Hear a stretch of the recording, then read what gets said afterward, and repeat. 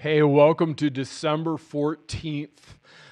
Today we're going to be in Jonah 1 through 4. We're actually going to just go ahead and read the whole book of Jonah, Jonah 1 through 4, Revelation 5, Psalm 133, Proverbs 29, verses 26 and 27. So let's go ahead and get right into it with Jonah chapter 1. The word of the Lord came to Jonah, son of Amittai, "Go to the great city of Nineveh and preach against it, because its wickedness has come up before me." But Jonah ran away from the Lord and headed for Tarshish. You know, there's something here that's just kind of an interesting little thing to observe as you're going through Scripture. The word "but" is really important. And usually when it's "but" and then a person, it's a bad thing. So but Jonah ran away. That's a bad thing, right? But when it's "but God," that's usually a good thing. And it's just kind of a cool little thing to notice where you'll find something horrible happening. It'll say, "But God had compassion," or "But God showed up." And yet when it's us, when it's "but Jonah," or when it's "but Phil," it's usually a bad thing. So it's just kind of a cool little interesting thing to notice in Scripture as you're going along. Notice when that happens, where it happens, and it can give you some kind of cool insights into the story. So we see, but Jonah, bad, had ran away from the Lord and was headed for Tarshish. He went down to Joppa, where he found a ship bound for that port. After paying the fare, he went aboard and sailed to Tarshish to flee from the Lord.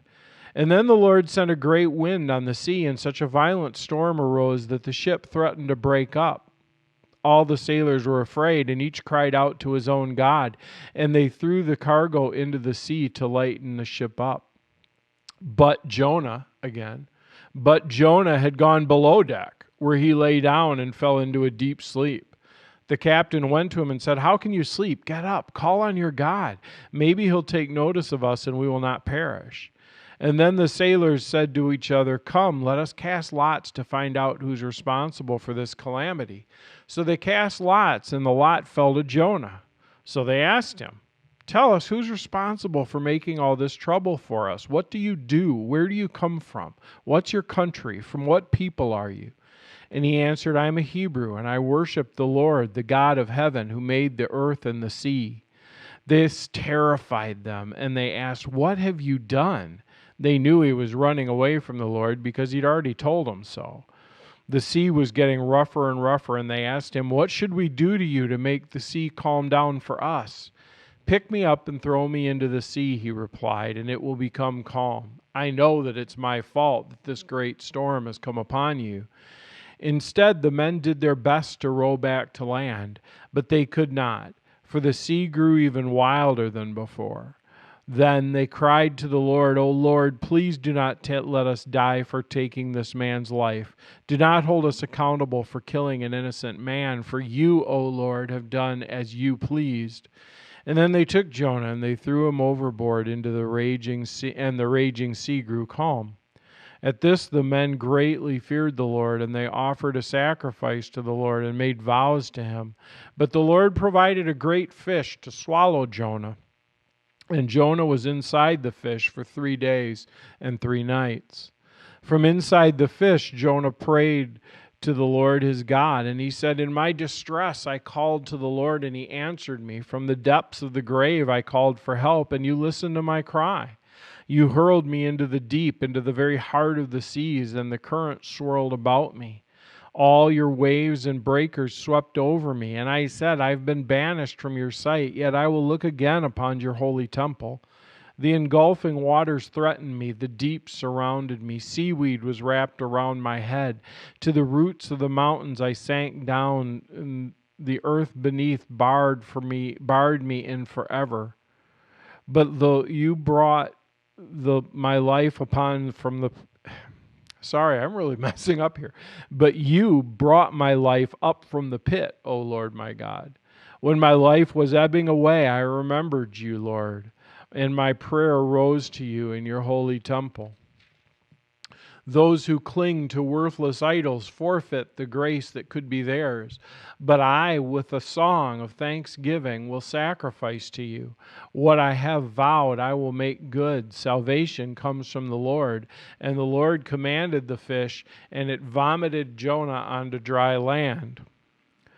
Then the word of the Lord came to Jonah a second time. Go to the great city of Nineveh, and proclaim to it the message I give you. Jonah obeyed the word of the Lord and went to Nineveh. Now Nineveh was a very important city. A visit required 3 days.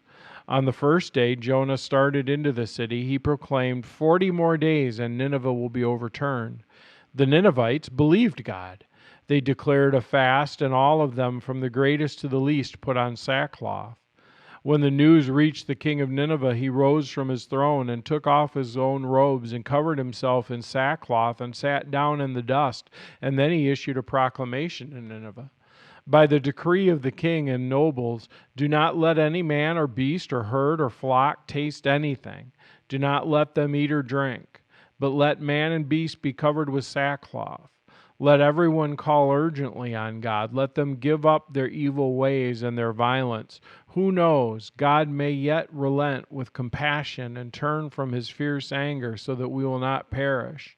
When God saw what they did and how they turned from their evil ways, he had compassion and did not bring upon them the destruction that he had threatened. But Jonah was greatly displeased. Again, but Jonah was greatly displeased and became angry. He prayed to the Lord, "Oh Lord, is this not what I said when I was still at home? This is why I was so quick to flee to Tarshish. I knew that you're a gracious and compassionate God, slow to anger and abounding in love, a God who relents from sending calamity. Now, O Lord, take away my life, for it's better for me to die than to live." Jonah's totally wiped out that the Ninevites are believing and being saved. But the Lord replied, "Have you any right to be angry?" Jonah went out and sat down at a place east of the city. There he made himself a shelter and sat in its shade and waited to see what would happen to the city. But the Lord provided a vine, and it grew up over Jonah and gave shade for his head to ease his discomfort, and Jonah was very happy about the vine. But at dawn the next day, God provided a worm, which chewed the vine so that it withered.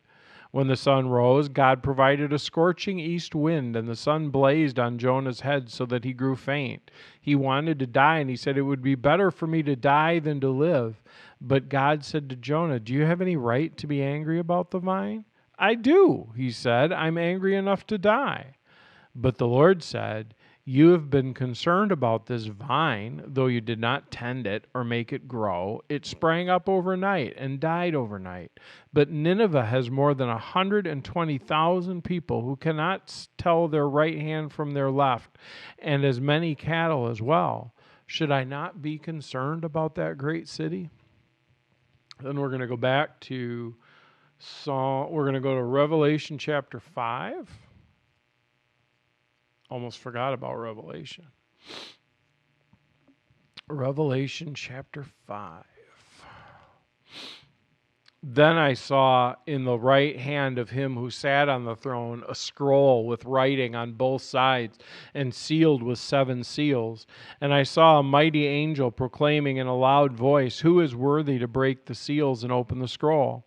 But no one in heaven or on earth or under the earth could open the scroll or even look inside it.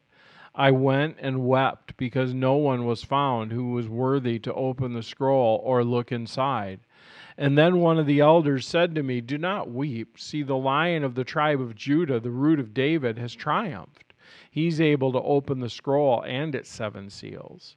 And then I saw the Lamb, looking as if it had been slain, standing in the center of the throne, encircled by the 4 living creatures and the elders. He had 7 horns and 7 eyes, which are the 7 spirits of God sent out into all the earth. He came and shook the scroll from the right hand of him who sat on the throne. And when he had taken it, the 4 living creatures and the 24 elders fell down before the Lamb. Each one had a harp, and they were holding golden bowls full of incense, which are the prayers of the saints, and they sang a new song. "You are worthy to take the scroll and to open its seals, because you were slain and with your blood you purchased men for God from every tribe, nation, and language and people. You have made them a kingdom and priests to serve our God, and they will reign on the earth. And then I looked and heard the voice of many angels, numbering thousands upon thousands, and 10,000 times 10,000. They encircled the throne and the living creatures and the elders. In a loud voice they sang, "Worthy is the Lamb who was slain to receive power and wealth and wisdom and strength and honor and glory and praise." And then they heard every creature in heaven and on earth and under the earth and in the sea and all that is in them singing, "To him who sits on the throne and to the Lamb be praise and honor and glory and power forever and ever." The four living creatures said amen, and the elders fell down and worshiped. Then we go to Psalm 133, 3 verses. How good and pleasant it is when brothers live together in unity. It's like a precious oil poured on the head, running down the beard and running down on Aaron's beard, down the collar of his robes. It is as if the dew of Hermon were falling on Mount Zion, for there the Lord bestows his blessing, even life evermore. And then we go to Proverbs 29 and finish that up, verses 26 and 27. Many seek an audience with a ruler, but it's from the Lord that man gets justice. The righteous detest the dishonest, and the wicked detest the upright. The book of Jonah is just such an interesting story of a real guy, a guy who knows God and who understands God. Jonah doesn't misunderstand God. He doesn't misunderstand what God says or what God's going to do. He says, at the end of it, when he's mad, he says, "See, I knew you were good.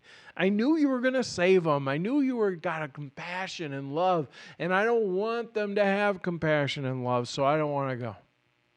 That's just a real guy. And one of the things that I think is so important to remember in scriptures, they're just real people. They're just like you. They're just like me. They make mistakes. They're short-sighted. They do things they shouldn't. But God is faithful. But God is good. But God is present. And I don't know, in your life, I suspect maybe there's a spot where you need that but God. You need that sense that God is there, that he's available, that he's good, and that he's doing good things. So I just want to pray you get that. Jesus, thank you so much that you are good, that you love us, that you're with us, that you're for us, and that we know that today and tomorrow are securely in your hands. In Jesus' name, amen. All right. Have a great day.